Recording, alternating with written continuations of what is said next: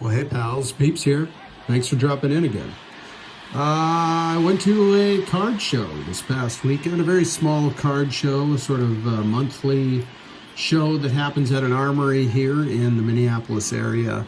And same show that I picked up this 1931 Minneapolis Millers score sheet when they were playing Louisville. And ended up showing, I showed that in a previous episode, ended up picking up a TriStar OBAC sort of reprint of Spencer Harris, a star shortstop in the minors. And anyway, I thought I'd put that in the background because I went to the same show this month, this past weekend that is, and picked up just a few things, all budget style pickups, but it did end up with I did end up with a couple of nice things that I was very pleased with. And it's going to lead me into a little mini stack over here of a mini collection that I have going that I've never really talked about before. So I'm kind of excited to share that with you all. All right, let's get this party started.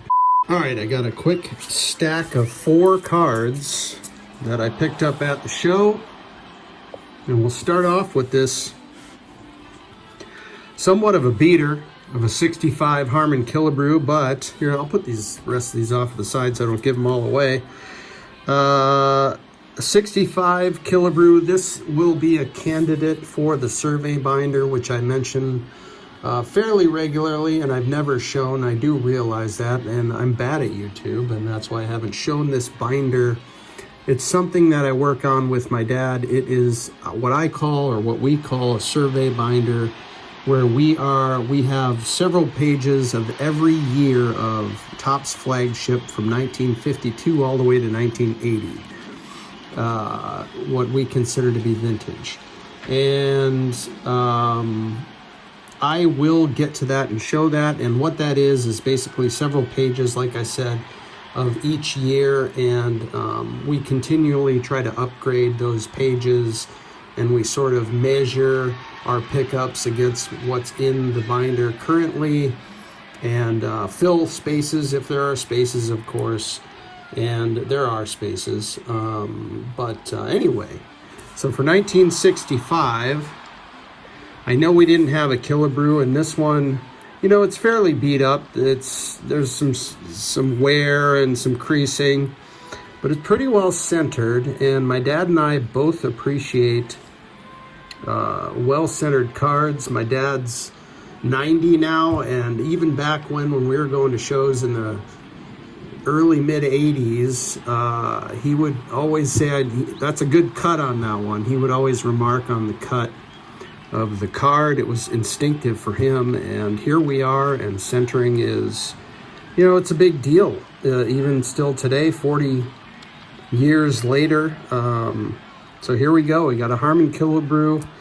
Like I said, a bit beat up in terms of wear, but great centering. And this came to me for, I think, $2. $2 whole dollars. And I thought that would be a fun one to bring over and see if it's going to make the binder. I got a pretty good feeling about it, given Killer's reputation here in the Twin Cities, and I love the 65 design, so what's not to love there for $2. Next one here, we have a card that I've been looking for quite a while on eBay and otherwise, and this might seem like, you know, why is this so difficult to find? I guess I'll show the card first, and I've mentioned this to Dylan over at Double D via text, and Shane and some other folks that I communicate with around cards. But I'm just blabbing here. Let's show the card. Here is the 1969 Willie McCovey. Now, if you've looked for this card before, you are probably well aware of how difficult it is to find a nice centered copy. And a lot of them are also tipped, or, you know, slightly diamond cut, if you will. I call it tipped. But this one looked exceptional. Now, it's not perfect top to bottom, but most of them are really off left to right, if not tipped or diamond cut or whatever you want to say. And this one just has really awesome eye appeal, and I've been looking for a really good eye appeal copy of this card in particular for quite a while. This one just, it was singing to me, and I picked this up for 16 bucks, and I thought that was actually a really good deal. Card number 440. You gotta get some stuff up on the board here. All right, carrying on, we picked up again, same seller, same dealer, a really nicely centered copy of the Juan Marichal, card number 370. The back, it's got this kind of faded left edge here. I don't know if that had something to do with the price, but this was had for $5. And I just think this is a beautiful copy of the 69 Marichal. And just a great smile there. I love this card. And I just thought it would pair nicely with Willie over here. That'll also probably be a candidate for the survey binder. We'll see. And last but not least, and this is what's going to lead me into, well, actually, hold on. Before I do that, I want to share this. The same dealer, I got all these from the same dealer, and I should have said that to begin with. But he also had some postcards, and this is a vintage postcard showing old Met Stadium, the Metropolitan Stadium. Home of the Minnesota Twins, previous to the Metrodome, which of course was also demolished, and then now we have Target Field, the new field. Well, it's not that new anymore, but so the original Twins Stadium, the Met, and I just thought this was a really cool postcard. This was just a few dollars. Here it is on the back here. From April through September, baseball's exciting Minnesota Twins battle for the American League pennant at beautiful Metropolitan Stadium in Bloomington, Minnesota. Now, Bloomington is a suburb out by, near the airport. It's an inner tier suburb. It's right in the Twin Cities. Frankly, it's right in the heart of the Twin Cities. And interestingly enough, the card show was also in Bloomington. But anyway, I thought that was a really cool postcard, and I didn't have any kind of nice, small, succinct images of Metropolitan Stadium. So I thought that was a cool pickup there. And same seller, of course. I just mentioned that. How many times am I going to say that? All right, last but not least, and this is going to lead into a mini collection here that I've had going for probably a little over a year now, a year and a half perhaps. I picked this up for $4 or $5. This 1966 Topps Frank Robinson, of course. It's got the tape stain on top and bottom here, where it was clearly taped into a young baseball fan's scrapbook. Which it's something that I'm very interested in, much like, I guess I'll give a shout out here with Mookie Chilson, who collects pinhole cards. I have developed a love for the tape cards, the ones that were taped into scrapbooks. Anyway, I digress. What drew me to this is the significance of this card being Frank Robinson's Triple Crown season. Interestingly enough, I had a graded copy of this card, and I moved it. Maybe I'll get another one, but I wish the image on the card were better. I mean, this is no disrespect to Frank Robinson, and he's a handsome fella, but the hatless cards kind of bugged me, and I just wish that this Triple Crown season were captured in a little bit a little bit better image on card. And that is why I ended up picking up that rub-off from 1966 that I showed an episode or two ago. But again, I'm getting in the weeds here. The reason so I thought to myself, okay, well, what would make this more interesting? And for me, what makes it more interesting is the tape residue and the sort of history that's been emblazoned or sort of marked onto this card.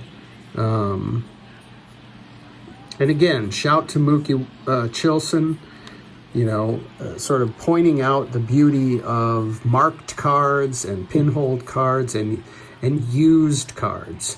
And there's a real beauty in that, and I'm starting to open my eyes to that. And so I thought this was fantastic. This was $5. It's actually pretty decently centered. This card can be tough for centering, and the back is, super clean, actually. So anyway, I'm blabbing on, but that's kind of an amazing addition to my tape card collection. And what I thought I'd do is show you a little stack from my mini collection that I currently have going, and I plan on putting all of these in Mag Pros and kind of identifying them in regards to the tape collection. I've got a whole swath of cards that I'm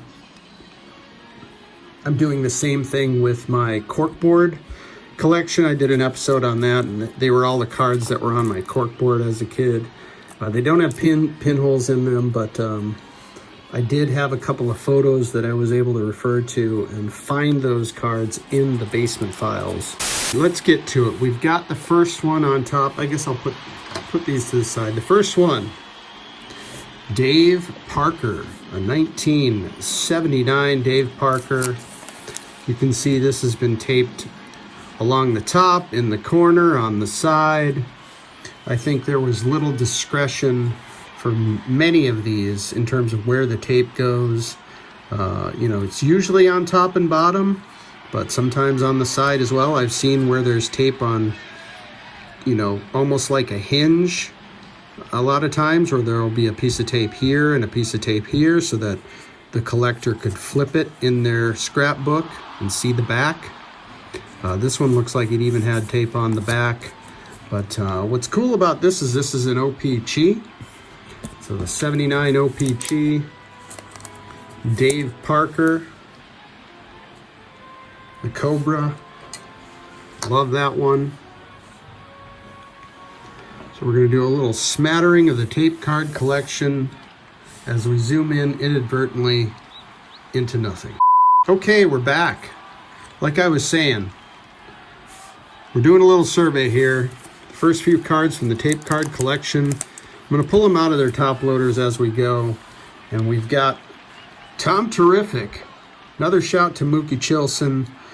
Tom Terrific with the, I don't know if you can see, yeah, you can see it in the light there. It's some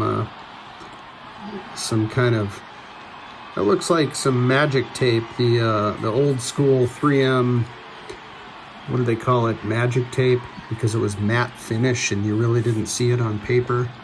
But obviously you can see it on a baseball card. So taped in at the top, Tom Terrific.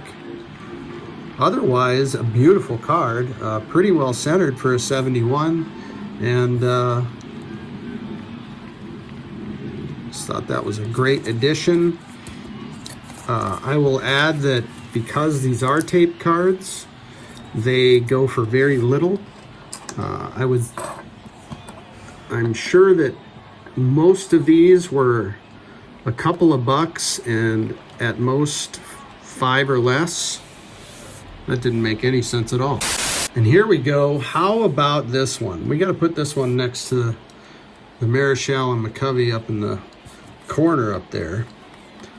But the Sporting News All-Star McCovey, it's kind of miscut, and you can see here we have tape all along the bottom and all along the right edge, and the tape is still there. It's pretty much fused on there at this point after all these years.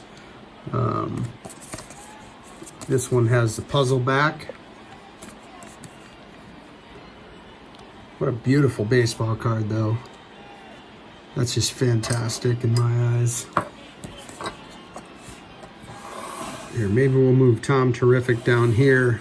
All right, next up we have a beautiful 64 Yaz, where the collector just went clear across the face and clear across the bottom and on the sides. This was heavily taped into a scrapbook. And this one's even around the edges. All right, this one's super interesting, and it's of a bridge player. So some of these that I've been collecting are bridge players, and they will probably go into a binder. I have a bridge box, what I call the bridge box. It's all these players that played in both the Negro Leagues and the Major Leagues.